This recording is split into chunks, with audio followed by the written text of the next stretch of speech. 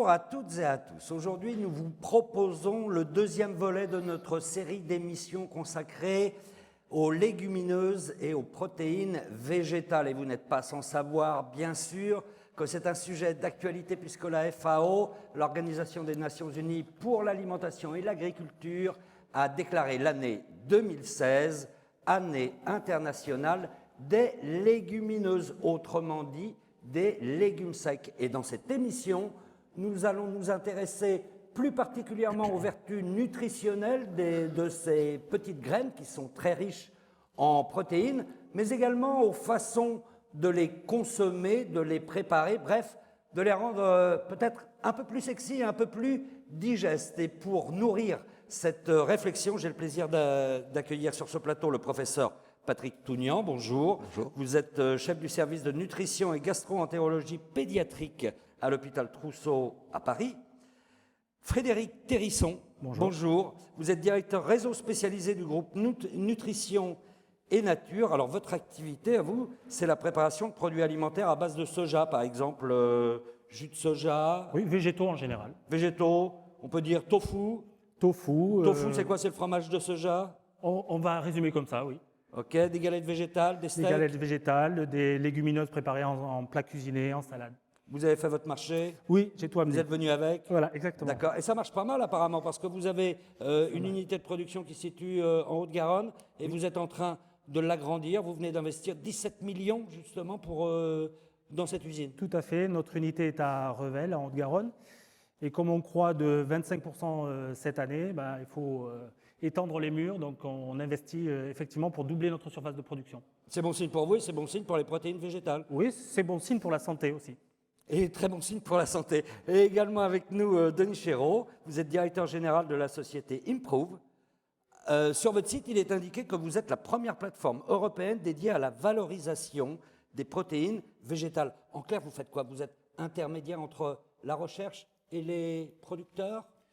En fait, exactement. On est un centre de transfert qui prend le meilleur de la recherche fondamentale et qui essaie de le mettre à disposition des industriels qui veulent valoriser les protéines végétales pour des applications essentiellement dans l'alimentation humaine et l'alimentation animale. D'accord, très bien. Alors avant de rentrer dans le débat, je vous propose quand même de faire un petit rappel. Qu'est-ce qu'une protéine et à quoi ça sert exactement? Regardez.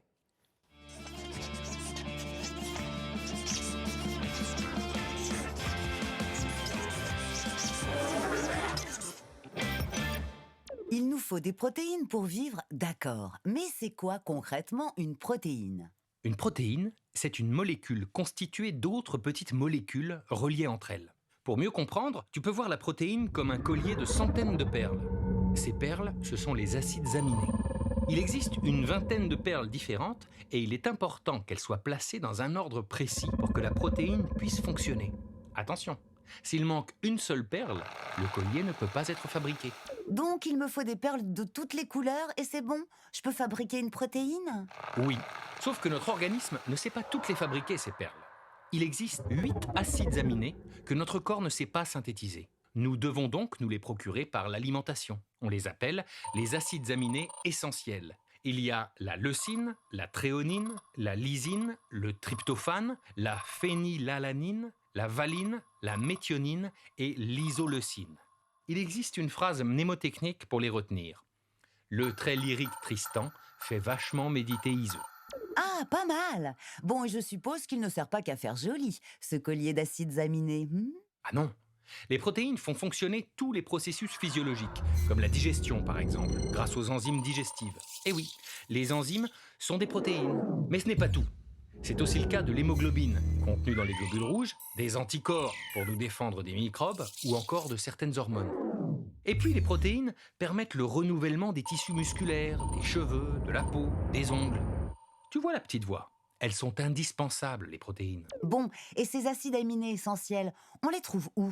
Dans les protéines animales et végétales. Les produits laitiers, la viande, le poisson, les œufs sont des sources de protéines animales. Mais il existe aussi des sources de protéines végétales, comme les céréales et les légumineuses. Mais comme les céréales ne contiennent pas la lysine et que les légumineuses n'apportent pas de méthionine, l'astuce, c'est de les mélanger pour avoir tous les acides aminés essentiels dans l'assiette. Comme dans le couscous, où il y a du blé avec la semoule et des pois chiches. Voilà, une animation réalisée sous votre contrôle. Alors, on va faire un petit peu de nutrition, si vous voulez bien. Comme on vient de le voir, on a besoin d'apports protéiniques, mais pas n'importe lesquels. L'idéal, c'est d'avoir des protéines qui contiennent tous les acides aminés, en fait. C'est ça la situation idéale. C'est la situation idéale, c'est vrai, mais on peut faire des mélanges.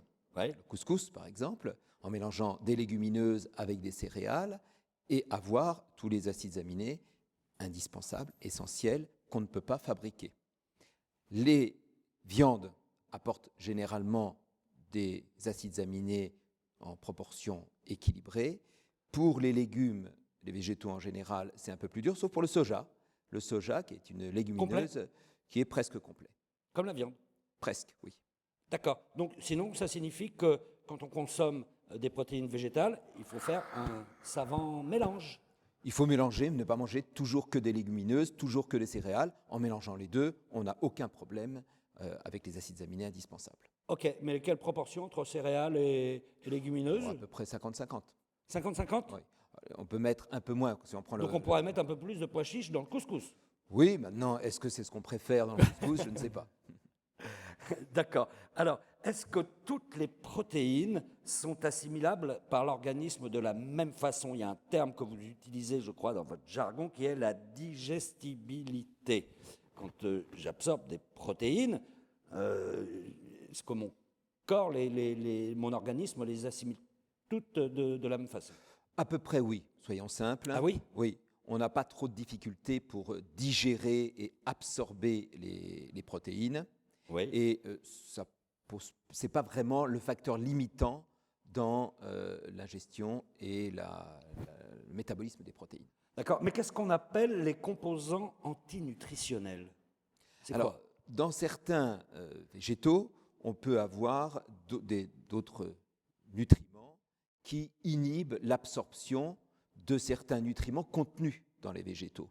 Mais ça inhibe finalement assez peu celui des protéines. Alors là, par exemple, dans la pomme de terre, où il existe des molécules qui peuvent limiter la digestion des protéines de la pomme de terre.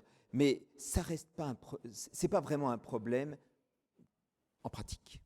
D'accord. Voilà, c'est biochimique, mais en pratique, c'est pas vraiment un problème. Je crois il y a un point très très important. Dans nos pays développés, on a une chance terrible, on ne manque pas de protéines.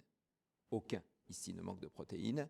On mange suffisamment de protéines, on en mange plus que les besoins minimums, ce qui n'est pas grave, mais on n'a pas de problème de protéines. Le problème des protéines est essentiel dans les pays en voie de développement, où là, ils mangent un seul légume souvent, Oui. des céréales, très peu de légumineuses. En quantité, ils ont suffisamment de protéines, mais il leur manque ces fameux des composants acides aminés des acides essentiels aminés. qu'ils ne sont pas capables de fabriquer. Et comme ils ne font pas suffisamment de mélange, ils risquent d'être en carence protéique. Donc, c'est très important de développer les protéines végétales pour les pays en voie de développement, c'est-à-dire une grande partie de la planète. Alors, chez nous, on n'en manque pas, effectivement, mais il serait plutôt bon, d'après vous, de rééquilibrer un peu le dosage entre origine végétale et origine animale? C'est une question importante et il faut essayer de bien distinguer. Aujourd'hui, on ne manque pas de protéines, donc le problème des protéines dans notre pays n'en est pas un. En revanche, quand on parle de la viande, l'intérêt de la viande, ce ne sont pas les protéines, c'est le fer. Le fer qui est contenu dans la viande est un fer qui est bien absorbé. Les légumineuses sont très riches en fer, mais c'est un fer qui est beaucoup plus mal absorbé. Donc, les protéines, ce n'est pas un problème pour nous. On peut manger des protéines d'origine végétale, on peut manger des protéines d'origine animale, mais la viande va amener le fer. Le lait, les produits laitiers, va amener le calcium. D'accord. Les poissons vont amener des acides gras essentiels, les fameux oméga 3. Donc, en ce qui concerne les protéines, la distinction protéines animales, protéines végétales, pour nous, des pays riches, ce n'est pas vraiment un souci. Alors, en ce qui concerne le fer pour les protéines végétales, si on rajoute, je crois, de la vitamine C, par exemple des agrumes, on arrive en combinant à compenser, justement. On arrive à compenser, mais juste pour vous donner des proportions, les légumineuses sont plus riches en fer que la plupart des viandes, à part la viande de bœuf. Mais le taux d'absorption est de 2 à 5%. D'accord. Contre 20 à 30% pour la viande. Donc, vous voyez, à peu près 10 fois plus pour la viande. En ajoutant des agrumes, on peut doubler l'absorption. Mais vous voyez, de 2 à 5%, on ne va pas très très loin. Et puis la nature est bien faite. Quand on manque de fer, on absorbe mieux les protéines. Et on peut comme ça jusqu'à tripler, voire quadrupler l'absorption du fer. Après, ça pose des problèmes dans certains groupes d'âge, comme les adolescents, qui ont du mal à manger des grandes quantités de légumineuses pour amener le fer dont ils ont besoin. D'accord. Alors, on va faire une petite liste de ce que déclare la FAO qui loue les vertus nutritionnelles des légumineuses. Vous allez me dire ce que vous en pensez. Les légumineuses ont une faible teneur en matière grasse et ne contiennent pas de cholestérol.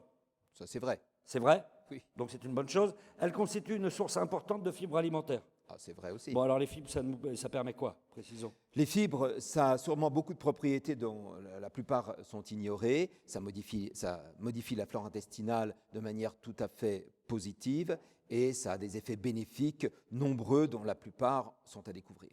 D'accord. Et les légumineuses ne contiennent pas de gluten. Donc, il n'y a pas les risques pour les personnes qui sont allergiques au gluten de faire ces maladies qui attaquent, je crois, la paroi de l'intestin grêle. Absolument, C'est c'est ce qu'on appelle la maladie cœliaque. Ouais. Et les légumineuses ne contiennent pas de gluten, contrairement aux céréales. D'accord. Et elles sont riches en minéraux. Alors, il y avait la question du fer dont on a... C'est vrai. Donc, tout ça, c'est vrai? Donc, ça, tout ce c'est qui est vrai. écrit sur le site de la FAO, c'est vrai? Ah bah ouais, j'espère. Bon, bah, oui. j'espère. Bon, bah, bravo la FAO, alors, pour l'information. Très bien. Alors, finalement, du côté des producteurs ou du côté de la recherche, vous tenez compte de tous ces conseils nutritionnels pour élaborer vos produits ou pour faire les recherches? Bah, côté produit, oui, puisque nous, sur la marque dont je tairai le nom, mais qui signifie soja en anglais. Donc, Ok, d'accord, merci. Non, mais ce que je veux dire par là, c'est que notre ingrédient principal, c'était vraiment le soja au départ. Comme disait le professeur Tougnan, le soja a vraiment cet intérêt d'être à la fois très riche en protéines, 40%, mais aussi équilibré en acides aminés. Ils ne contiennent pas de cholestérol, donc vraiment c'est un ingrédient qui quelque part se suffit à lui-même. Et donc à partir du soja, on fait du tofu. Le tofu lui-même contient 14% de protéines, donc c'est un produit très intéressant, assez proche en termes de taux de protéines de la viande. D'accord. Denis Chéreau, quand des clients, on va dire, viennent vous voir pour vous dire aidez-nous à mettre au point des produits, est-ce qu'ils vous demandent de tenir compte justement de toutes ces contraintes ou toutes ces informations nutritionnelles qui sont importantes pour avoir au final des produits bien équilibrés?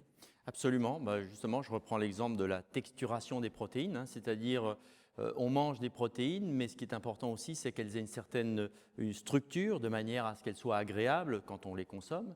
Et de plus en plus de recherches sont faites pour donner une texture, ce qu'on appelle la texturation des protéines, qui peut être obtenue par différents procédés. On a parlé du tofu, le seitan, on va dire les fromages végétaux, pour faire un terme un peu générique, sont des produits dans lesquels justement on essaie d'assembler des protéines qui sont complémentaires et qui peuvent amener une recette équilibrée en acides aminés. On parlait par exemple tout à l'heure, pour citer celui-ci, du fer. Alors, le fer, on l'a dit, le fer et la vitamine B12, c'est des éléments qui sont plutôt rares dans les végétaux. Donc, quand on combine des produits végétaux entre eux, on aura du mal à faire quelque chose d'équilibré. Mais à ce moment-là, dans la recette, nos amis de la fabrication… Pourquoi vous voulez pas nous donner le secret? Bah, si, bien sûr, on travaille souvent ensemble, mais on est obligé à ce moment-là effectivement de rapporter des éléments en complément pour obtenir des produits les plus équilibrés possibles. D'accord. Rendre les produits, par exemple, plus digestes, c'est aussi, vous travaillez dessus? Alors, la digestibilité, c'est effectivement un élément important.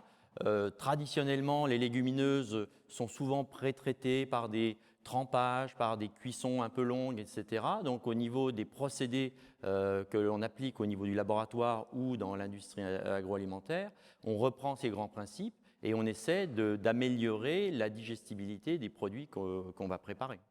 D'accord. Il ne faut pas tromper le consommateur quand même, parce que par exemple, on parle de steak de soja. Vous en avez là, donc je ne sais pas. Steak de soja, on pourrait assimiler ça facilement à un steak de bœuf. Ça n'a pas les mêmes propriétés? Non, pas du tout. Le croque tofu, par exemple, les galettes de tofu, de manière générale, sont en général riches en protéines. Donc, c'est quelque chose qu'on allègue, c'est-à-dire qu'elles ont un taux de protéines qui est en général 20% des apports caloriques nécessaires. Donc, c'est quelque chose qu'on a légalement le droit de mettre en face avant des emballages. Mais évidemment, on ne prétend jamais pouvoir se substituer à la viande. Et d'ailleurs, on recommande plutôt un régime équilibré au dos de nos emballages. Professeur Tougnan, ce n'est pas un piège ça pour le consommateur parfois de dire steak de soja, steak de… Pour le fer, si. Pour le faire. Pour le faire, si la viande, encore une fois, l'intérêt de la viande, c'est pas les protéines, c'est le fer. D'accord. D'ailleurs, les légumineuses sont plus riches en protéines que la viande, faut le savoir. D'accord. Mais sinon, en ce qui concerne les protéines, vous avez une obligation, c'est une obligation européenne de devoir le signaler sur l'emballage. En fait, l'allégation en termes de taux de protéines est vraiment normée au niveau européen. Oui, donc, source de protéines, c'est 12%, riche en protéines, c'est 20%. Donc, il n'y a pas moyen de tricher sur ce point-là. D'accord. Votre rôle, à vous, c'est vraiment de travailler avec la recherche. Vous travaillez avec l'INRA, par exemple. Absolument. D'ailleurs, l'INRA est un des actionnaires de la société Improve et on est en étroite collaboration avec l'INRA, mais aussi toute la recherche académique, de manière à essayer de mettre à disposition des industriels ces savoir-faire. Et on a tout un tas d'outils au niveau d'une halle pilote pour avoir les capacités de reproduire des procédés industriels qui vont permettre de traiter toute matière végétale. On parle beaucoup de légumineuses, mais on peut aussi traiter des céréales, des algues, des feuilles, des racines, de manière à les fractionner et à extraire, purifier, fonctionnaliser et puis finalement présenter sous une forme stabilisée, souvent sous forme de poudre, des produits enrichis en protéines. Mais votre entreprise, elle est mi-publique, mi-privée, on peut dire? Oui, c'est ça. C'est ça. Et le but, c'est bien de promouvoir toute cette filière des protéines végétales. C'est de mettre au service de la filière des protéines végétales des outils de recherche qui vont accélérer la mise sur le marché de nouveaux produits. D'accord. Bon, alors en tout cas, on l'a vu, les protéines végétales ont des vertus nutritionnelles. Par contre, elles ne sont pas toujours bien reçues par les consommateurs. Il faut bien le dire. Il y a un côté des fois un petit peu vieillot. On dit aussi que c'est compliqué à cuisiner. On passe les problèmes digestifs qui sont souvent évoqués également. Mais alors nous sommes allés quand même dans les cuisines de Vanessa Robuchy, qui tient le restaurant Question de goût à Marseille. Et vous allez voir, ça change quand même pas mal notre perception des légumes secs. D'après vous, quel est le point commun entre tous ces plats? À part qu'ils sont tous hyper appétissants, bien sûr. Ils contiennent tous des légumes secs. Oui, même les desserts. Des haricots lingots blancs, des fèves, des pois chiches et des haricots rouges. Donc on les a transformés pour les haricots lingots blancs en 2 purées d'accompagnement de poisson et de viande. Pour les fèves, en galettes de fèves et d'aubergines et légumes confits. Pour les pois chiches, en financier, pois chiches et amandes. Et pour les haricots rouges, en cupcake, haricots rouges et figues. Gourmand, n'est-ce pas? Dans son restaurant Question de goût à Marseille, Vanessa Robuchy fait la part belle aux légumes secs. D'abord parce qu'elle adore ça, mais aussi parce qu'elle aime bien surprendre. Après, moi, je suis un petit peu taquine, donc du coup, je dis pas forcément aux gens ce qu'ils mangent. Sur les formules du soir, par exemple, nous sommes sur des formules à l'aveugle, donc les gens ne savent pas. Donc ça leur permet de découvrir des choses qu'ils ne mangeraient peut-être pas chez eux. Par exemple, ils peuvent découvrir cette purée d'haricots lingots blancs, aux agrumes et à la marjolaine pour accompagner le poisson, ou bien au café et à la fève tonka pour accompagner les viandes, ou encore découvrir ce cupcake aux haricots rouges fourré aux figues, ou ce délicieux financier sans aucune matière grasse, sans gluten et aux pois chiches. Ça surprend et ça plaît. Service, s'il vous plaît. Alors l'intérêt de transformer, c'est tout simplement déjà d'accepter de les manger. Et du coup, si c'est appréciable à la vue, c'est plus appréciable à être mangé. Le goût du légume sec est très subtil. Sachant qu'il est agrémenté en plus par un fruit ou par une épice, ça vient rapporter du moelleux. Il faut admettre que quand Vanessa nous les présente comme ça, on a du mal à la contredire. Mais à la maison, ça paraît plus compliqué. C'est vrai que ça peut paraître un peu contraignant d'en cuisiner à la maison, mais ce que je dis souvent aux gens à qui j'explique qu'on cuisine ici des légumes secs, c'est que comme ils branchent leur portable le soir ou comme on met sa cafetière à programmer pour le lendemain matin, on met à tremper ces légumes secs. Du coup, vous les oubliez pendant la nuit et le matin, vous pouvez faire cuire vos légumes secs tranquillement. Vous n'avez pas eu à subir ce temps de trempage qui va faciliter d'une part votre digestion et aussi l'assimilation justement des minéraux et tout ça sur le légume. Non, pour les cuisiner en soi, ça ne demande pas énormément de temps, c'est juste quelques astuces. Vous voyez, pour les haricots blancs, on a simplement, donc on les a cuits. À la suite de ça, on les a mixés, on a rajouté soit des agrumes, soit des épices. Et vous pouvez les servir directement. Donc ça ne prend pas énormément de temps. Pour un financier comme ça, il doit y avoir 14 minutes de cuisson. En soi, c'est pas énorme. Vous vous en doutez, avec tout ça en tête, pas question de partir sans une recette en poche.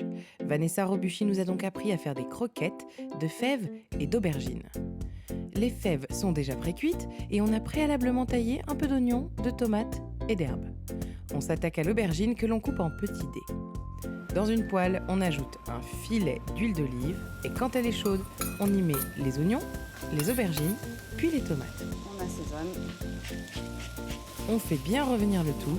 Et là, on va laisser compoter de manière à avoir des bons légumes confits et bien moelleux. Et pendant ce temps, on hache les fèves. Quand les légumes sont bien confits, on ajoute les herbes, puis on mélange le tout avec un œuf et de la chapelure. Ça nous fera une belle pâte qu'on pourra former en petites croquettes, passer légèrement dans la chapelure pour que ça tienne bien en cuisson. On n'oublie pas bien entendu l'assaisonnement et après ce sera bon. Ne reste plus qu'à faire paner dans un peu d'huile. Voilà, c'est cuit. À table. Bon, bah après ça, je crois qu'on a tous un peu envie de manger quand même. Alors, dites-moi, il y a quelque chose qui est surprenant quand même. Je ne sais pas si c'est une vieille recette de ma grand-mère, mais pour éviter les problèmes de digestion, il suffit de plonger là, les pois chiches, en l'occurrence, une nuit entière dans l'eau. Qu'est-ce qui se passe pendant cette nuit? Quel est le mystère? Il va y avoir certaines molécules qui vont se solubiliser.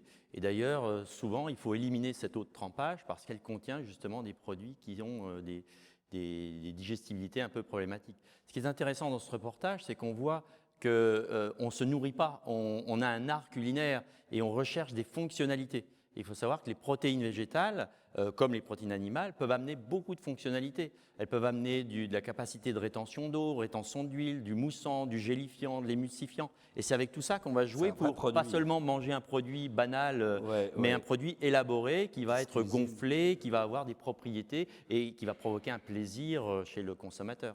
Et le fait de les faire tremper, ça favorise aussi l'assimilation des minéraux? Non. Non.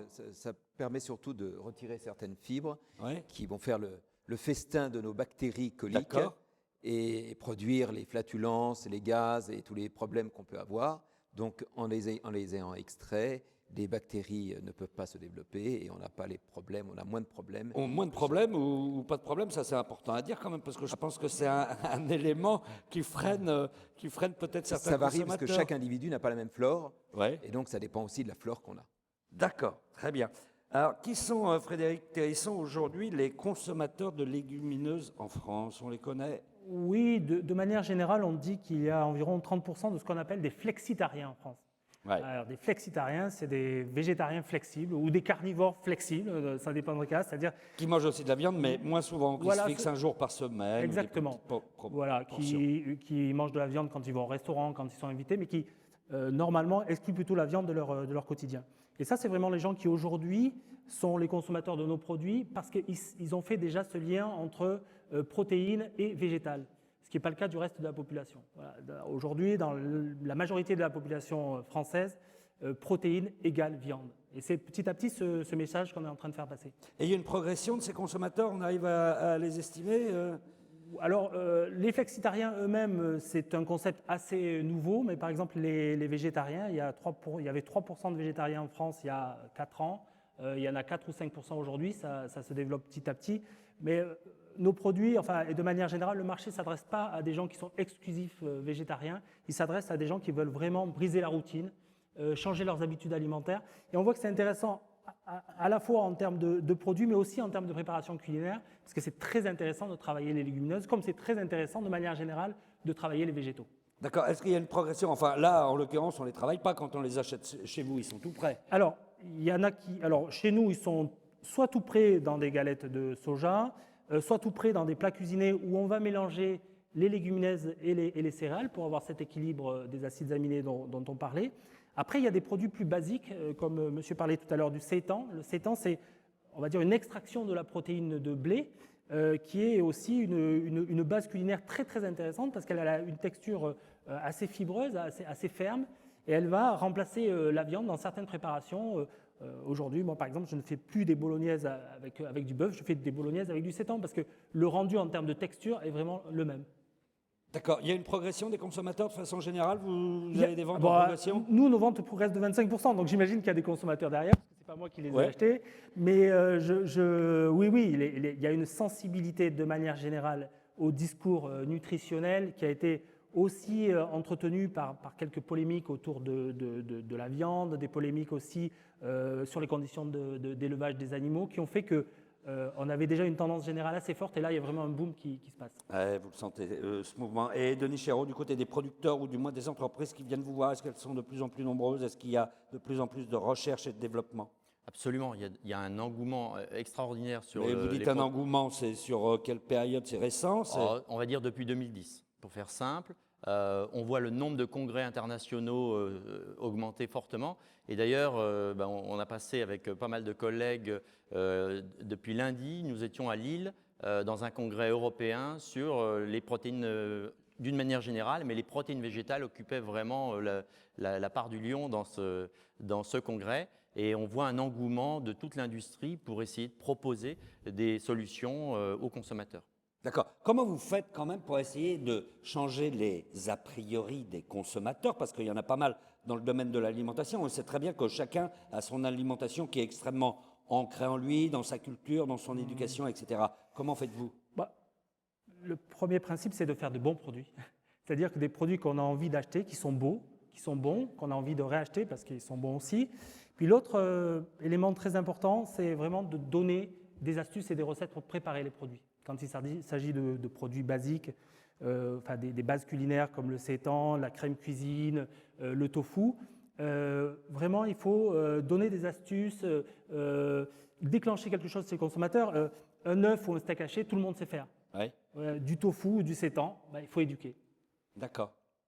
Mais alors, si vous emmenez un bon mangeur de viande dans un restaurant végétarien, il va rester sur sa faim, lui, même dans sa tête, même si en réalité il a exactement la dose qu'il lui faut, il va quand même rester sur sa faim, non?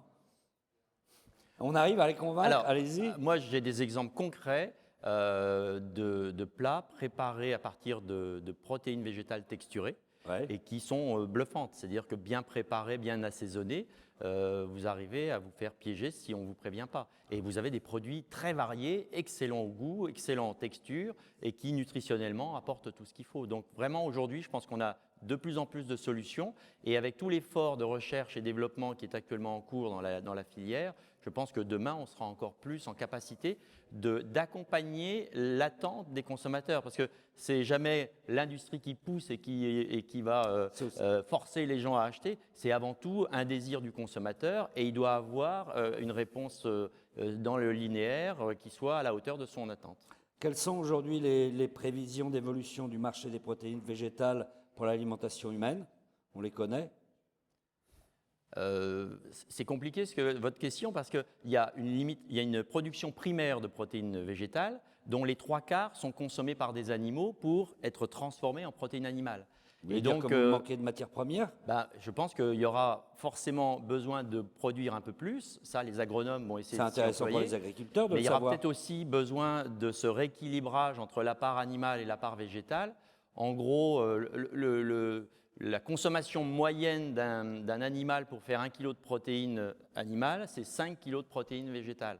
Donc du coup, si vous économisez un petit peu sur cette part-là, vous pouvez libérer du coup de la protéine végétale qui redevient disponible pour l'humain. Donc il y a une vraie complémentarité entre les deux alimentations. 100% d'accord. Nous, on utilise du soja produit dans le sud-ouest pour des produits à destination d'humains. Très bien. Alors, on l'a vu, il y a les flexitariens aujourd'hui, et puis il y a quand même les végétariens. Vous, en tant que nutritionniste, quels conseils vous leur donnez quand même pour avoir un bon équilibre alimentaire pour conclure? De manger de la viande. C'est une excellente réponse. Et en dehors de cela, pour un végétarien? Sincèrement, c'est difficile. Alors, les végétariens ont l'avantage de pouvoir manger des grandes quantités de légumineuses notamment, ou d'épinards, qui sont très riches en fer. Le problème se pose pour les adolescents, qui ont des besoins en fer particulièrement importants.